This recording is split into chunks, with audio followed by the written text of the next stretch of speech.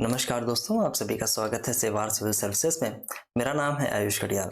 हम लोग Indian polity series में आई थिंक ये फास्ट जो सीरीज है इसका शायद ये तीसरा लेक्चर होने वाला है, जहां हम लोग कवर करते हुए हिस्टोरिकल बैकग्राउंड से कवर करते हुए संविधान क्या है, कैसे शुरुआत हुई और डेवलपमेंट क्या थी, इन सारी चीज़ों को हमने ख़त्म किया।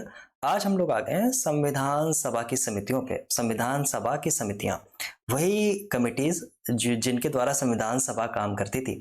उससे पहले मैं कुछ एक चीज़ें आपको बता दूं। आपका स्वागत है क्योंकि सेवार सिविल सर्विसेज में, इसलिए आपको पता है क्योंकि यहाँ पे इंडियन पॉलिटी की दो सीरीज ऑलरेडी स्टार्ट है।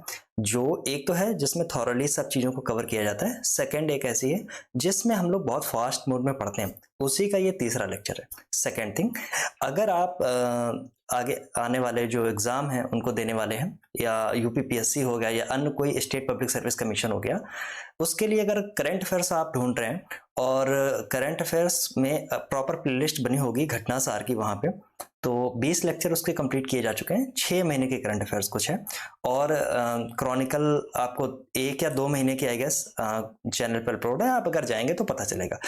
दूसरा पॉइंट ये है, क्योंकि इंडियन पॉलिटी जब हम पढ़ते हैं तो कुछ बहुत चीज़ें बहुत खास हैं। हम लोग एग्ज़ाम से थोड़ा 2 स्टेप ऊपर होके चलेंगे, क्योंकि अगर मैं समितियों की बात करूं, चलिए मैं आपको लेके ही सीधे सीधे आता हूं। कहाँ गया, मैं सीधे सीधे आपको लेके आता हूं। यहाँ से आपको कुछ चीज़ें बहुत आराम से समझ में आ जाएंगी कि देखिए समस्या क्या क्या उत्पन्न होती है और कहाँ पे आप फंस जाते हैं, राइट।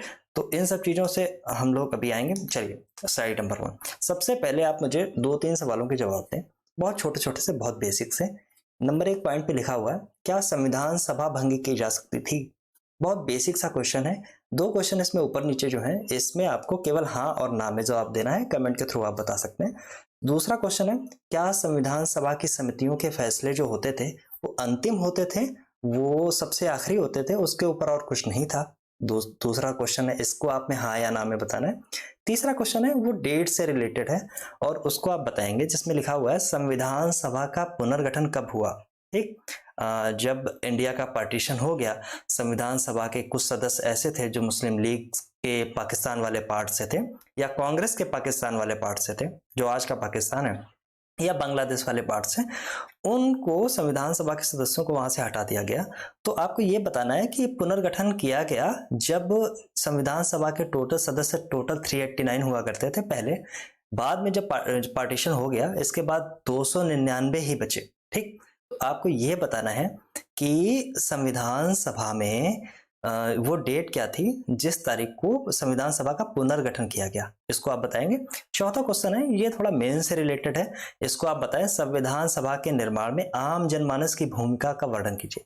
छोटे से, मतलब आप मन में विचार करें, ये सब चीजें जब तक आप सोचेंगे नहीं, वहां पे लिखने में भी आपको बहुत बड़ी परेशानी होगी। दूसरी एक चीज ये है, आपकी जो समझ है, आपकी जो क्वेश्चन करने की और क्वेश्चन को पकड़ने की, सब्जेक्ट को समझने की, उसमें विकास नहीं होगा। इसलिए मैं बताता हूँ, थोड़ी थोड़ी सी चीजें ये देखते हुए चलें। इनको आप कमेंट के थ्रू बताएंगे। जो इंडियन पॉलिटी हम लोगों के साथ पढ़ रहे हैं उनको चीजें थोड़ी सी आसान लगेंगी, बहुत, हालांकि बहुत बेसिक है, आप बता ले जाएंगे। ठीक, चलिए अब मैं आता हूँ समितियों पर। समितियों से पहले कुछ एक बैकग्राउंड की मैं बात करूंगा कि संविधान सभा कैसे बनी, हालांकि मैं पहले बता चुका हूं, फिर भी 3 या 4 मिनट में कुछ बेसिक चीजें हैं मैं क्लियर कर दूं। जब सेकेंड वर्ल्ड वॉर खत्म हुई तो विंस्टन चर्चिल पीएम हुआ करते थे यूनाइटेड मतलब यूके के। इसके बाद में चुनाव तो इंग्लैंड जीत गया, चुनाव तो जो मित्र राष्ट्र थे वो जीत गए, लेकिन चर्चिल साहब चुनाव हार गए। और जब चुनाव हार गए, तो जब चुनाव हुआ 1945 में, तो नया प्रधानमंत्री बन के आए, उनका नाम था, क्या था, उनका नाम था क्लेमेंट एटली। ठीक, अब क्लेमेंट एटली साहब के ऊपर बहुत इंटरनेशनल प्रेशर था कि आपको संविधान बनाने के लिए और भारत को आजाद करने की ऐसी पेशकश दुनिया के साथ, अन्य कंट्रीज के साथ में भारत भी लगातार कर रहा था। यहाँ पे क्विट इंडिया मूवमेंट तब तक सप्रेस्ड हो चुका था, लेकिन बहुत बड़ा इंपैक्ट उसको देखने को मिला, राइट। तो अब संविधान की बात हुई तो एक आप हमेशा पढ़ते रहते हैं कि संविधान सभा हमेशा बनी कैबिनेट मिशन के द्वारा। कैबिनेट मिशन 24 मार्च 1946 को इंडिया आया। उससे पहले एक एकल मिशन आ चुका था, क्रिप्स मिशन। कैबिनेट मिशन में 3 लोग होते थे, आप लोग हमेशा रटते रहते हैं, पैथिक लॉरेंस और स्टेफर्ड क्रिप्स, और एक नाम और है मुझे याद नहीं आ रहा, ऐसे आप याद कर लेना, ठीक। ऐसे करके हम 3 लोग वो हुआ करते थे, जिसमें पैथिक लॉरेंस बहुत इंपॉर्टेंट इंसान है, ये सेक्रेटरी ऑफ स्टेट हुआ करता था। यहाँ पे आए तो एक संविधान सभा बनाने की बात स्वीकार कर ली गई, और इसमें इस कमेटी के ऊपर इस कमेटी को ये बता के भेजा गया था कि जहां तक हो सके तो इंडिया के पार्टीशन को रोकना है, और इंडिया को जल्दी से जल्दी आजाद करने के लिए जो भूमिका बनाई जा रही है उसको आप बना के आए, ठीक। तो 2 चीजें आपको ये मैंने बताई। तीसरी चीज इसमें और हुई, जब संविधान सभा का जो चुनाव हुआ वो किसके द्वारा हुआ, वो कैबिनेट मिशन के द्वारा हुआ। संविधान सभा का चुनाव होता है 1946 जुलाई और अगस्त में, और आपको पता है 3 जगह से मेंबर चुन के आए। मेंबर कैसे चुने गए, सबसे पहली बात, मेंबर ऐसे चुने गए कि एकल संक्रमणीय मत द्वारा हस्तांतरित जो वोटिंग सिस्टम होता है उससे चुने गए, मतलब सिंगल ट्रांसफरेबल वोट जो होता है, और प्रोपोर्शनल रिप्रेजेंटेशन जो होता है उसके आधार से, ठीक, ऐसे चुने गए। तो उसको आप याद रखेंगे। उसमें एक लिस्ट, जैसे कि आजकल प्रेसिडेंट वाइस प्रेसिडेंट का जैसे चुनाव होता है, वाइस प्रेसिडेंट के चुनाव के बाद में और भी ऐसे चुनाव होते हैं, विधान परिषद का चुनाव ऐसे ही होता है, इसको आप याद रखेंगे। दूसरी चीज एक और है, इस चीजों को याद करने के साथ में फिर एक घटनाएं कुछ और ऐसी होती हैं कि आपको पता है कि 12 स्टेट हैं जो ब्रिटेन के स्टेट हैं, वहां से एक कुछ 29 के आसपास प्रिंसिपल स्टेट हैं वहां से, और 4 चीफ कमिश्नर क्षेत्र होते थे, मुख्य आयुक्त के प्रांत होते थे। आप मुख्य आयुक्त के प्रांत 4 रखते हैं, ABCD, मैं उसको शॉर्ट में बता देता हूँ, ABCD। चलिए मैं ऐसे लिख के ही आपको बताता हूँ ना, तो आराम से आपकी चीजें क्लियर हो जाएंगी। राइट राइट राइट, कहाँ गया, यस, यहाँ से आओ और आगे बढ़ो। ये कुछ मैंने शॉर्ट ऐसे लिख रखे हैं, बट यहाँ से मैं स्टार्ट करूंगा। तो आपको पता है कि सिस्टम क्या क्या रहा है, मैं ये ऐसे मैं लिख के बताता हूँ आपको, तो आपको चीजें जल्दी आसान हो जाएंगी। तो देखिए, प्रोविंस जो होते थे, प्रोविंस यानी राज्यों से जो सीटें आई, कुछ राज्यों से सीटें आई, कुछ प्रिंसली स्टेट से सीटें आई। प्रिंसली स्टेट का मतलब है कि जो राजा महाराजाओं के जो रजवाड़े होते थे वहां से कुछ सीटें आई, और कुछ सीटें आई चीफ कमिश्नर क्षेत्र से, यानी जो मुख्य आयुक्त के जो प्रांत होते थे, यहां से सीटें आई 4। यहां से कुल 73 के आसपास आई गई सीटें आई, सॉरी 93 के आसपास सीटें आई, और यहां से 292 सीटें आई। तो 292 प्लस 4 प्लस 93, ये बन के आपके सामने ये बनते जाके 389 टोटल सीटें। लेकिन जब पार्टीशन हो गया इंडिया और पाकिस्तान का, तो यहाँ पे ये सीटें रह जाती हैं 299, राइट, 299, ठीक है। अब मैं यहाँ पे 299 सीटें रह गई, राइट, कहाँ चला गया ये, ऐसे गायब क्यों होता है। चलो आपको मैंने बता तो दिया, ये आप इतना याद रखना, 299 सीटें बची। अब देखिए जो ये 200, क्या हो रहा है, ये आग लग गई इसमें क्या, 299 जो ये सीटें बची, इनके आंकड़े कुछ हैं, कुछ एक चीजें ऐसी हैं कि आपसे ये क्वेश्चन, मुझे हमेशा ऐसा लगता है कि एक क्वेश्चन ये आएगा, लेकिन अभी तक आया नहीं है। ऐसा मेरा मानना है कि आपसे हमेशा ये पूछा जा सकता है आगे आने वाले एग्जाम में, फैक्चुअल क्वेश्चन के रूप में आपको ऑर्डर में लगाने को देगा। जो स्टेट थे, जो प्रांत थे, जो प्रोविंस थे, वहां से जो लोग चुन के आ रहे थे, उनकी संख्या आप बताइए किसमें किसकी सबसे ज्यादा थी। 4 आपको दे देगा, वो आपको ऑर्डर में लगाने को दे देगा। तो मैं यहाँ पे लिख देता हूँ जो स्टेट से, मैं इसलिए बता रहा हूँ क्योंकि ये पूछा नहीं गया है, हो सकता है पूछा जाए बार बार। तो मैं बता रहा हूं जो स्टेट थे, स्टेट से देखिए सबसे बड़ी संख्या जो थी वो संयुक्त प्रांत से थी, संयुक्त प्रांत से थे। संयुक्त प्रांत मतलब आज का उत्तर प्रदेश। नंबर 2 पे संख्या थी वो मद्रास से थी, और नंबर 3 पे जो संख्या थी वो बिहार से थी, ठीक। नंबर 4 पे जो संख्या थी वो बॉम्बे से थी, बॉम्बे से थी। टोटल जो संयुक्त प्रांत से जो लोग थे वो हुआ करते थे 55 के आसपास, ठीक। जो मद्रास से लोग थे वो 49 के आसपास थे, जो बिहार से लोग थे वो 36 के आसपास थे, जबकि जो बॉम्बे से थे वो 21 के आसपास थे। ये संख्या है संविधान सभा में, कॉन्स्टिट्यूएंट असेंबली में, जहां जहां स्टेट से जो जो रिप्रेजेंटेशन था। रिप्रेजेंटेशन की जब बात आई है तो रिप्रेजेंटेशन मैं बता देता हूं 2 तरीकों से किया गया था। एक तो तरीका देखिए वो है कि 10 लाख लोगों की आबादी पे एक आदमी जो होगा, एक व्यक्ति चुना जाएगा कॉन्स्टिट्यूएंट असेंबली में, संविधान सभा में। नंबर 2 बात यह है कि जो व्यक्ति चुन के आएंगे संविधान सभा में, उनको भी ध्यान में रखा गया कि वो धार्मिक तौर पे कितने अलग हैं। जैसे 3 सेक्टर डिसाइड किए गए। 1 नंबर का सेक्टर था जैसे कि जो सिख हैं, और दूसरे नंबर पे मुस्लिम, तीसरे नंबर पे सामान्य। इन दो कम्युनिटी को छोड़ के जो अन्य कम्युनिटी थी वो सामान्य में आ गई। तो ये 3 कम्युनिटियों में इनको डिवाइड किया गया था। इसके बाद में अब देखिए, जब आप एग्जाम कोई बुक उठा के देखेंगे तो आप वहां पे देखेंगे कि जो एससी कम्युनिटी थी, जो वंचित वर्ग की जो दलित कम्युनिटी थी, वहां से 33 लोग चुन के आए, राइट। जबकि जो पूना पैक्ट जब हो चुका था 32 में, वहां पे जब इसको सामान्य कैटेगरी में सामान्य कैटेगरी में इसको मान लिया गया, ठीक। लेकिन बुक में आपको ये अलग से आपको 33 देखने को मिलेगा। बहुत सारी बुक्स में आपको देखने को मिलेगा। ऐसी अलग अलग कम्युनिटी के बारे में बहुत सारी चीजें ऐसी लिखी हुई हैं, बट ये जितनी भी कम्युनिटी हैं ये सामान्य में ही थी। अगर वो पैक्ट नहीं हुआ होता तो हो सकता है कि इनको अलग से उसमें रिजर्वेशन या समथिंग ऐसी चीजें मिलती, राइट। वो इनको नहीं मिली। दूसरी चीजें, प्रिंसली स्टेट की बात देखिए हो रही है, तो प्रिंसली स्टेट में 2-3 महत्वपूर्ण पॉइंट है। टोटल 29 प्रिंसली स्टेट थे, जिसमें से आपको 93 सीट्स भरी गई। ये पहले की बात है, पार्टीशन से पहले की बात है, ठीक। और इन 93 सीट्स में एक आप याद रखेंगे, जब पार्टीशन हो गया इसके बाद धीरे धीरे पहले तो इन प्रिंसली स्टेट ने मना कर दिया कि हमारा कोई भी रिप्रेजेंटेटर जो है वो रिप्रेजेंट नहीं करेगा जाके कहाँ पे, संविधान सभा में, कॉन्स्टिट्यूशनल असेंबली में।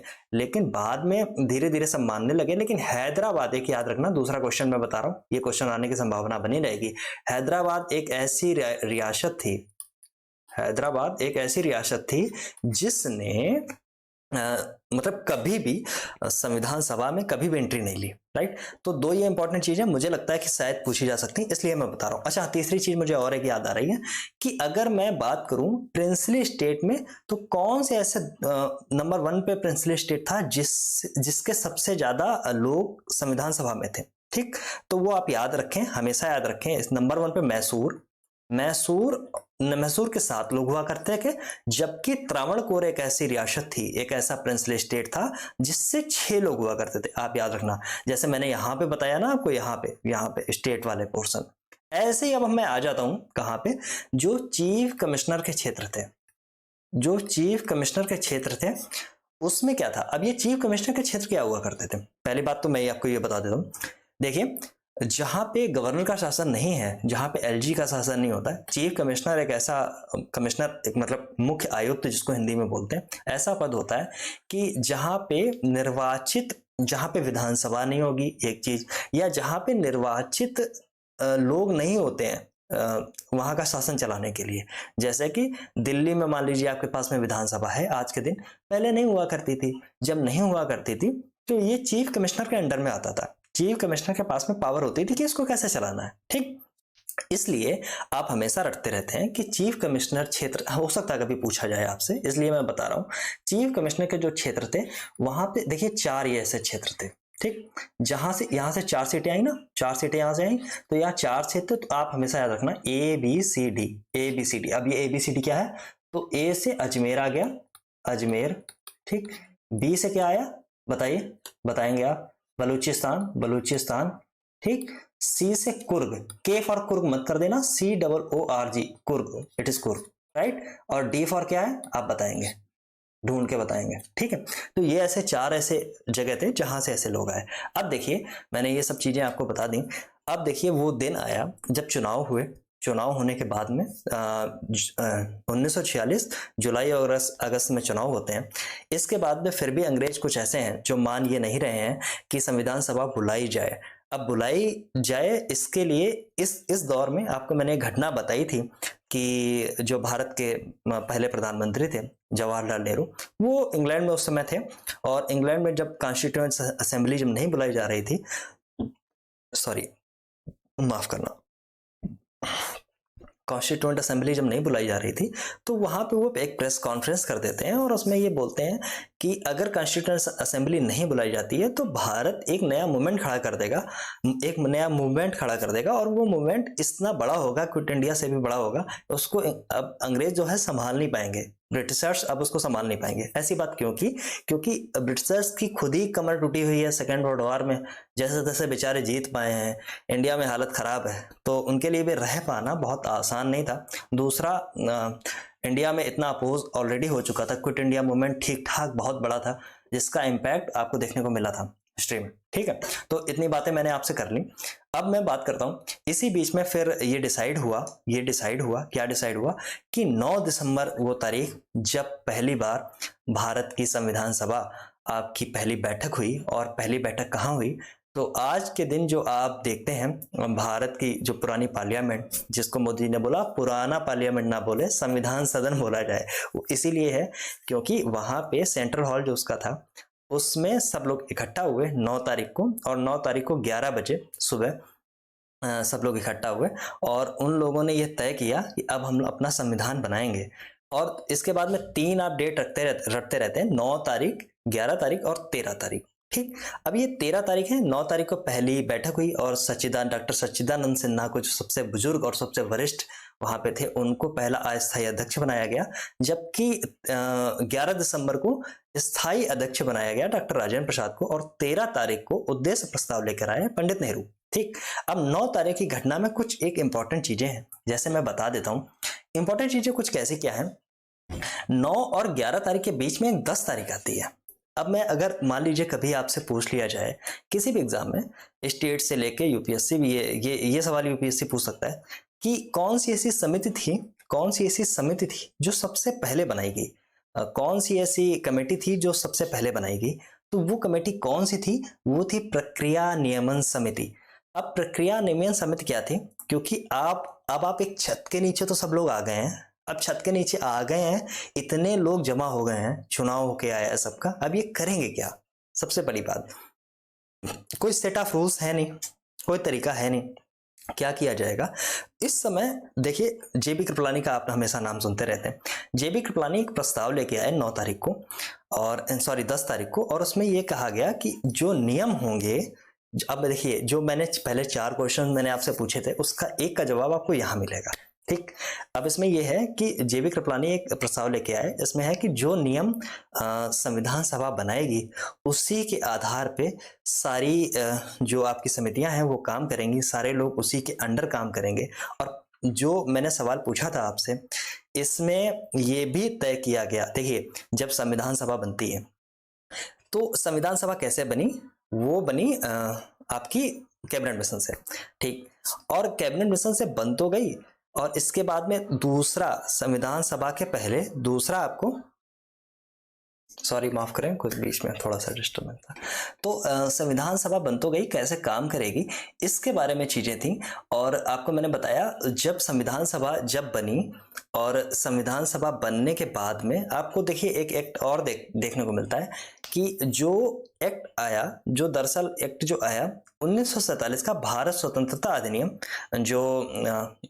जो 14 और 15 की रात से जो लागू हुआ, जिससे भारत को आजादी मिली, उसमें एक बात बहुत खास देखी लिखी हुई थी कि संविधान सभा अगर चाहे, अगर मान लीजिए संविधान सभा चाहे तो वो जो भारत स्वतंत्रता अधिनियम है उसको भी निरस्त कर सकती थी। इसका मतलब देखिए ये हुआ, अगर भारत की जो कॉन्स्टिट्यूएंट असेंबली है, जो संविधान सभा है, अगर वो ऐसा मानती है, अगर वो ऐसा करना चाहती है कि भारत की आजादी को खत्म करना चाहती है, तो उसके पास वो भी पावर थी। ये पावर किसने दी, ये पावर मिली ब्रिटिशर्स के द्वारा।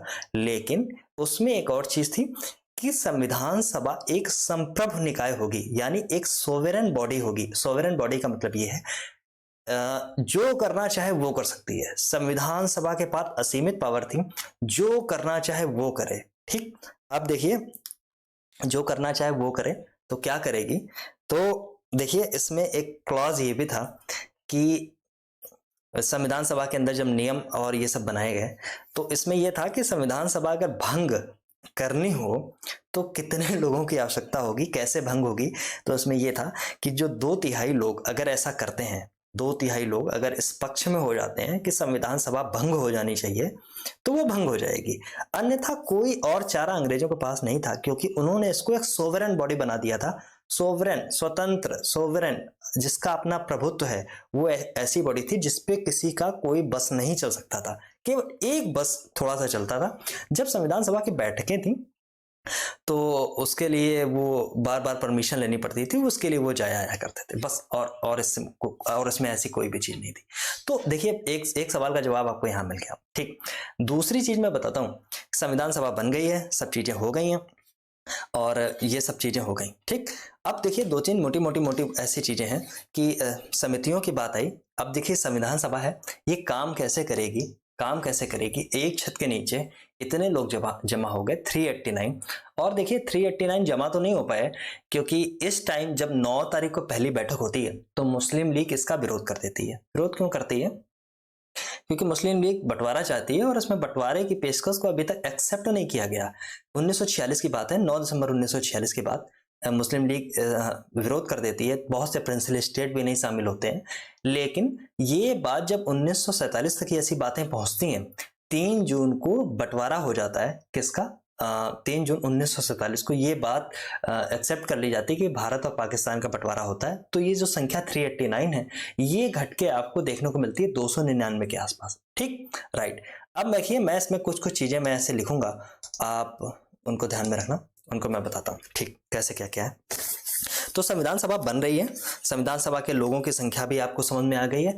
अब देखिए मैं मोटी मोटी कुछ बातें बताता हूँ कि संविधान सभा जो थी उसकी टोटल समितियां कितनी थी। एक चीज, तो टोटल समितियां आपको 22 देखने को मिलेंगी। लेकिन उससे पहले मैं आपको ये बता दूं संविधान सभा काम कैसे करेगी। संविधान सभा में हर व्यक्ति एक अलग से काम नहीं कर सकता है। वो कुछ एक समितियां बनाएगी। समितियां इसलिए बनाएगी कि एक स्पेसिफिक काम बांटा जाएगा हर एक समिति को और वो स्पेसिफिक काम वो समिति करेगी। ठीक, संविधान सभा की ओर से। दूसरी चीज है, ये जो समितियां हैं, दूसरे सवाल का मैं जवाब दे रहा हूं अब आपको, ये जो समितियां हैं क्या ये अपने आप में थोड़ी सी सोवरन है, मतलब ये इनका फैसला अंतिम होता था? तो ये ऐसा बिल्कुल भी नहीं है। संविधान सभा की समितियां केवल फाइंडिंग्स अपनी करती थी और ड्राफ्ट बनाती थी, उसका छोटा सा ड्राफ्ट रिपोर्ट बनाती थी और वो रिपोर्ट रिस्पेक्टेड बॉडी को देती थी। बॉडी मतलब हो गया, मतलब जो अन्य छोटी छोटी समस्या थी वो संविधान सभा को अपनी रिपोर्ट्स दिया करती थी।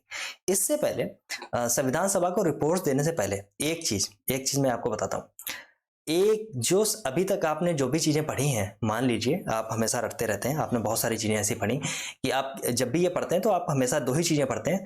एक तो जितनी समितियां थी उनके कौन अध्यक्ष थे उनके आप नाम रटते रहते हैं। दूसरी चीज जो प्रारूप समिति थी, जो ड्राफ्टिंग कमेटी थी, उसके आप सदस्यों के नाम रट लेते हैं। बस आप सोचते हैं कि हो गया। नहीं, अगर आपको एग्जाम क्रैक करना है तो उससे 2 स्टेप आपको आगे चलना पड़ेगा। इसलिए मैं बार बार कहता हूँ कि विकल्प मैं ही हूं।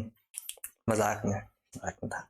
खैर, बात यह है, तो ये जो समितियां हैं जो आप हमेशा पढ़ते रहते हैं कि जो प्रारूप समिति थी वो सबसे इंपॉर्टेंट समिति थी। तो ऐसा क्या था, ऐसा प्रारूप समिति में, ऐसा ड्राफ्टिंग कमेटी में ऐसा क्या था कि वो सबसे इंपॉर्टेंट हो जाती थी?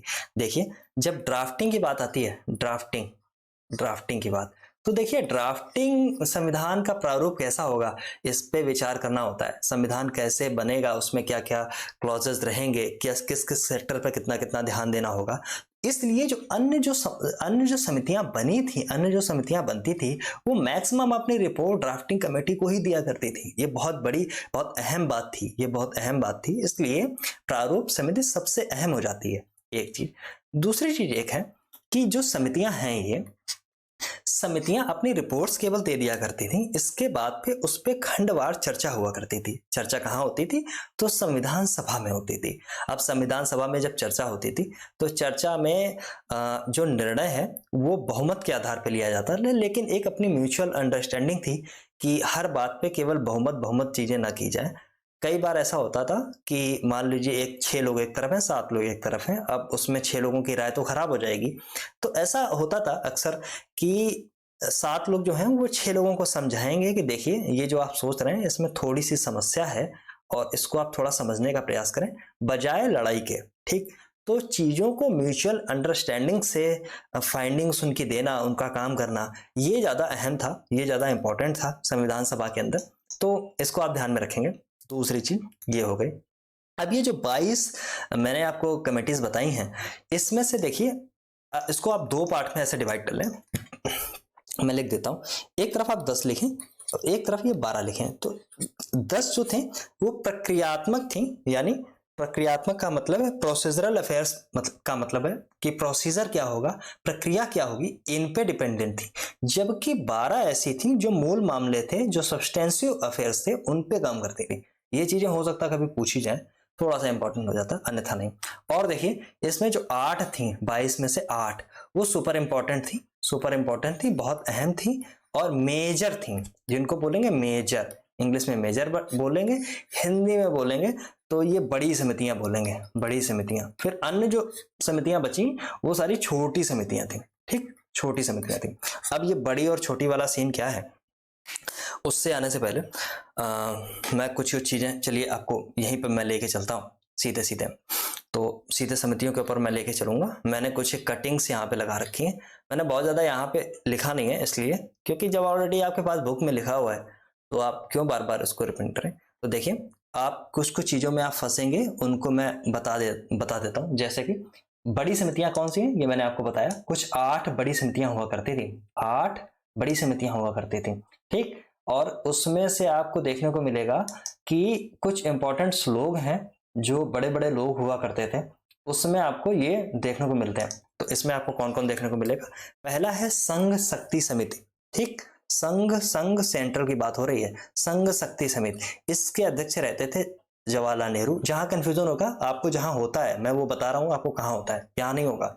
संघीय संविधान समिति, इसके भी अध्यक्ष हैं जवाहरलाल नेहरू। दूसरा है प्रांतीय संविधान समिति, इसके अध्यक्ष हैं सरदार पटेल, बिल्कुल सही लिखा है। लेकिन अब आप फंसते कहां पे, यहां पे देखिए लिखा हुआ है प्रांतीय संविधान समिति। अब मैं आपको नीचे लेके चलता हूं, ठीक, नीचे लिखा हुआ है इस नंबर के पॉइंट पे राज्यों के लिए समिति। यहां इन दोनों पॉइंट में आप कंफ्यूज होते हैं। नंबर 3, ऐसे मैं इसको कनेक्ट कर देता हूं, नंबर 3 और नंबर 7 में क्यों कंफ्यूज होते हैं, क्योंकि दोनों जगह पे स्टेट लिखा हुआ है, लेकिन स्टेट के साथ में जहां पे कॉन्स्टिट्यूशन लिखा है, संविधान समिति लिखा है, वहां पे सरदार पटेल हैं। जबकि राज्यों के लिए समिति थी जो राज्यों से समझौते करने वाली थी, इसके लिए थे जवाहरलाल नेहरू। अब इसमें आप कंफ्यूज क्यों होते हैं, क्योंकि आपने हमेशा ऐसा पढ़ रखा है, ऐसा सुन रखा है कि जो रजवाड़े थे उनके साथ डील कौन कर रहा था, उनके साथ डील कर रहे थे सरदार पटेल, ठीक। 562 या समथिंग ऐसी कुछ देशी रियासतें थी, उनके साथ डील कर रहे थे और उनका भारत में विलय करा रहे थे दो तरीके से।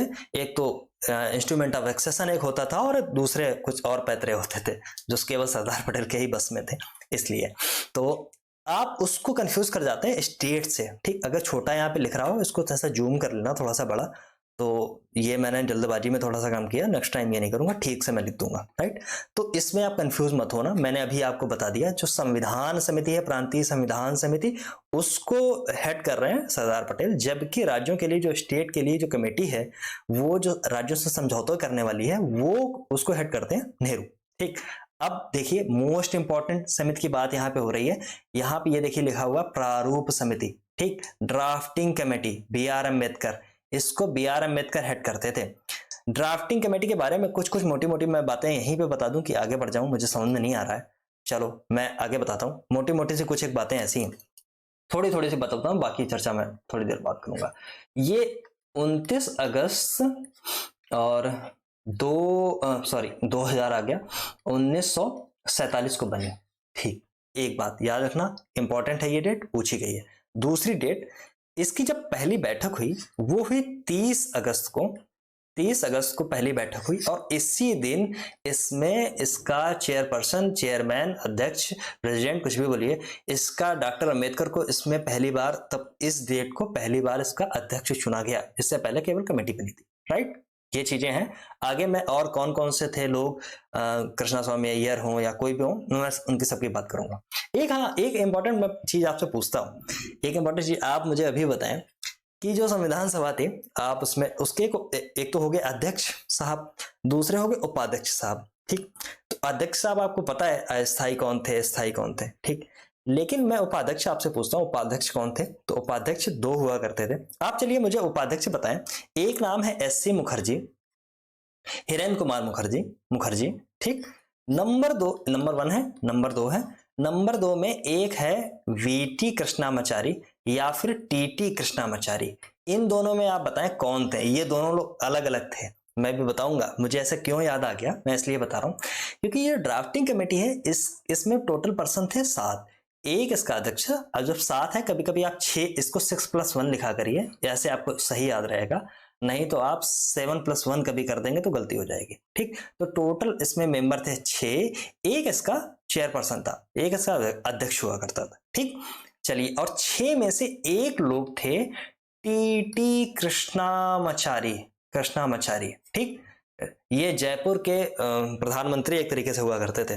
ठीक, तो आप याद रखेंगे इनको। सॉरी, जयपुर के प्रधानमंत्री नहीं, सॉरी, ये जो थे ये मद्रास, आई मीन कहाँ गया ये, इतना स्लो क्यों हो रहा है, वेट। तो ये टीटी साहब जो हैं ये सदस्य हुआ करते थे ड्राफ्टिंग कमेटी के, जबकि वीटी साहब जो हैं, वीटी कृष्णामाचारी, हमेशा याद रखना, कंफ्यूज मत होगा, कभी भी आएगा आपको ऐसे ही मारेगा और ऐसे ही आप मर जाएंगे। ठीक, तो आप हमेशा याद रखना, जो वीटी साहब हैं ये संविधान सभा के उपाध्यक्ष हुआ करते थे, जिनको लगभग जुलाई 1947 के आसपास इनको उपाध्यक्ष बनाया गया, जबकि एससी मुखर्जी को पहले उपाध्यक्ष बना दिया गया था। राइट, इतनी चीज आप याद रखेंगे। और टीटी और वीटी में अंतर क्या है कि जो वीटी साहब हैं इनको बोलते थे वंगल थिरुवेंकटाचारी कृष्णामाचारी, वंगल थिरुवेंकटाचारी कृष्णामाचारी, सॉरी माफ करें, थोड़ी सी इसमें जवाब है। जबकि जो टीटी साहब हैं ये थे थिरुवेल्लोर तेत्ते कृष्णामाचारी। थिरुवेल्लोर ऐसे आप, मतलब मैंने बता दिया, बहुत इंपॉर्टेंट नहीं है, बट याद रखना, वीटी और टीटी में कंफ्यूज मत होना, बस मेरा कहने का आशय था। ठीक, चलिए, अब एक कमेटी देखिए यहाँ पे और लिखी हुई है, यहाँ पे देखिए 5 नंबर पे एक कमेटी और लिखी है, इसमें लिखा है मौलिक अधिकार अल्पसंख्यक एवं जनजातीय तथा बहिष्कृत क्षेत्रों के लिए सलाहकार समिति। अब ये सलाहकार समिति है जो अपनी सलाहें देगी। ठीक, इसको हेड कौन कर रहा था, इसको हेड करते थे सरदार पटेल। अब देखिए, इस समिति की एक खास बात ये थी, इस समिति के अंदर 5 उप समितियां होती थी। ठीक, 5 उप समितियां, यहाँ पे देखिए लिखा भी गया है, 5 उप समितियां होती थी। ठीक है, अब ये जो 5 उप समितियां हैं, इसमें एक है मौलिक अधिकार उप समिति, जिसको हेड करते हैं जेबी कृपलानी साहब। ठीक, और इसी मौलिक अधिकार उप समिति में जेबी कृपलानी है, जबकि अल्पसंख्यकों मामलों की जो समिति थी, उप समिति, उसको हेड करते थे एससी मुखर्जी साहब। ठीक, जबकि जो यहाँ पे लिखा हुआ उत्तर पूर्व सीमांत जनजातीय क्षेत्र असम को छोड़कर अन्य आंशिक रूप से छोड़े गए क्षेत्र के लिए उप समिति गोपीनाथ बारदोई, याद रखना ये नाम, गोपीनाथ बारदोई। कहाँ की बात हो रही है, तो नॉर्थ ईस्ट सीमांत जो एसटी एरिया है उसको, उसमें असम को छोड़कर अन्य आंशिक रूप से जो छोड़े गए थे, जो उनके लिए ही है, जो क्षेत्र एसटी कम्युनिटी के लिए छोड़े गए थे। ठीक, ऐसे ही दूसरी चीज थी, एक तो नॉर्थ ईस्ट की बात हो गई, फिर यहाँ पे देखिए बात हो गई है, यहाँ पे लिखा है सबसे आखिरी नंबर पे उत्तर पश्चिमी फ्रंटियर जनजाति, यानी नॉर्थ वेस्ट फ्रंटियर प्रोविंस जो था, वहां पे जो नॉर्थ वेस्ट फ्रंटियर, उसी के आसपास नॉर्थ वेस्ट फ्रंटियर जनजातीय क्षेत्र उप समिति, ये इसमें हेड कौन है, इसका नाम देखिए नहीं लिखा हुआ। क्यों नहीं लिखा हुआ अभी मैं बताऊंगा। जबकि घ नंबर पे आप देखेंगे तो छोड़े गए, आंशिक रूप से छोड़े गए क्षेत्र, असम में सिंचित क्षेत्रों के अलावा एक उप समिति जिसको हेड करते थे एवी ढक्कर। लेकिन ये जो 5वीं वाली समिति है, ये कभी भी आ ही नहीं पाई, इसकी बैठक हो ही नहीं पाई। क्यों नहीं हो पाई, क्योंकि यहाँ पे देखिए नॉर्थ वेस्ट फ्रंटियर प्रोविंस की बात की गई है, जो पाकिस्तान का एरिया था। जब बंटवारा हो गया, जब 3 जून की घोषणा हो गई और इसमें ये डिसाइड हो गया कि पाकिस्तान बनेगा, ये वाली जो समिति थी वो पाकिस्तान वाले उस समय एरिया के लिए थी, जबकि समिति पहले बन गई थी, इसलिए इसको कभी बुलाया ही नहीं गया। ठीक, आप याद रखेंगे।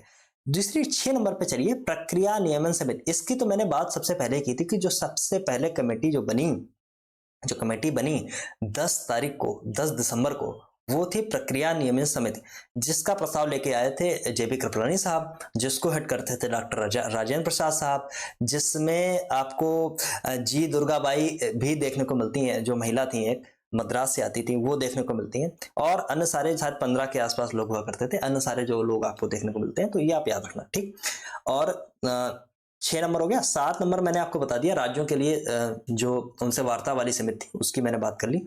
8वें नंबर की समिति है संचालन समिति, डॉक्टर राजेंद्र प्रसाद। अब एक चीज में आप और कंफ्यूज करेंगे, यहाँ पे देखिए लिखा हुआ संचालन समिति डॉक्टर राजेंद्र प्रसाद। अब मैं आपको आगे वाली स्लाइड पे लेके चलता हूँ। यहाँ पे देखिए ये सॉरी, यही पढ़ लेना चाहिए हम लोगों को तो। ठीक, डॉक्टर राजेंद्र प्रसाद 8वें नंबर पे। जबकि जो छोटी समितियां हैं, इसमें आपको देखिए कहीं पे कुछ मिल रहा है क्या,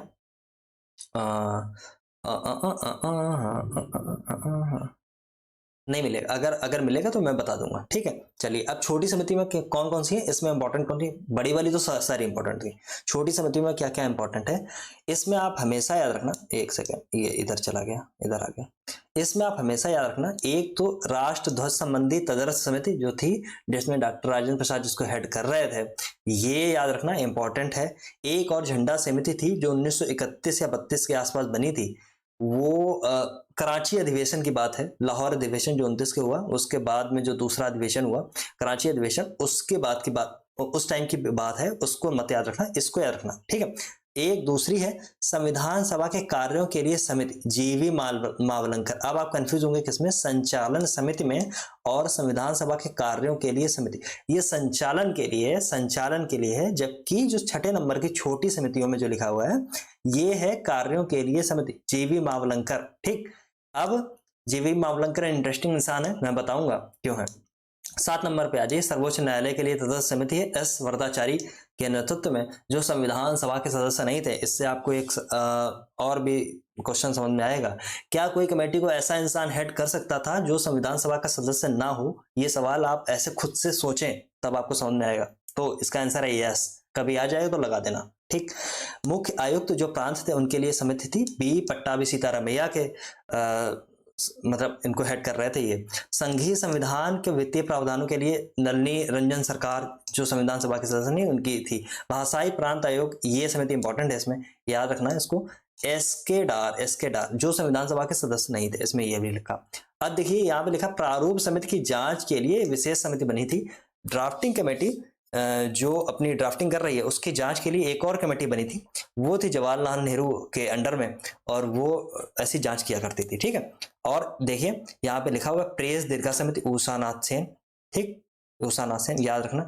नागरिकता पर तदर्थ समिति एस वरदाचारी के साथ में देखिए 2 आपको मिली, एक एस वरदाचारी ये और एक एस वरदाचारी सर्वोच्च न्यायालय के लिए, ठीक, इतनी याद रखिए। अब सबसे इंपॉर्टेंट वाली बात मैं आपको लेके आता हूँ, आ जाओ, नहीं आया क्या? बड़ी समिति हो गई, छोटी समिति हो गई, यार मैंने स्क्रीनशॉट नहीं लगाया क्या? डोंट वरी, मैं यहां से कर दूंगा, मैं बुक उठा लूंगा, डोंट वरी, मैं बुक उठा लूंगा, कोई बात नहीं। तो देखिए अब मैं सबसे पहले आपको लेके आता हूँ कहाँ पे, जो प्रारूप समिति थी उसकी मैं कुछ एक मोटी आपको कुछ बातें बताता हूँ। मेरा पेन गिर गया, सॉरी। उसकी मोटी मोटी बात यह है, प्रारूप समिति थी drafting committee, total number of people थे इसमें 7, इसको 6+1 हमेशा लिखना। इसकी स्थापना की गई 29 अगस्त 1947 को, राइट, ये डेट याद रखना इंपॉर्टेंट है, ठीक। अब देखिए इसमें कुछ लोग हैं, इनको आप कैसे याद रखेंगे मैं बताता हूँ। क्या मैंने ऐसे लगाया तो था, बट आई गेस मैं भूल रहा हूँ।